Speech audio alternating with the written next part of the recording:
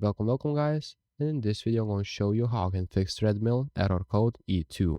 So basically what you'll need to check is speed sensor, and this will be near the belt where the motor stands.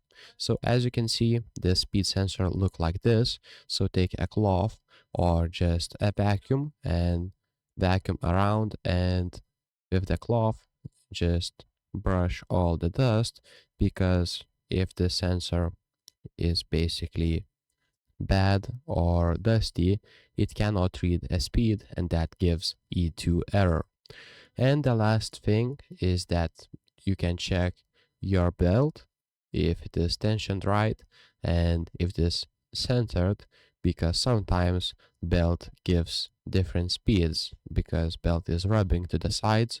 So speed sensor will basically be tricked out, and it will don't know what speed it is right now.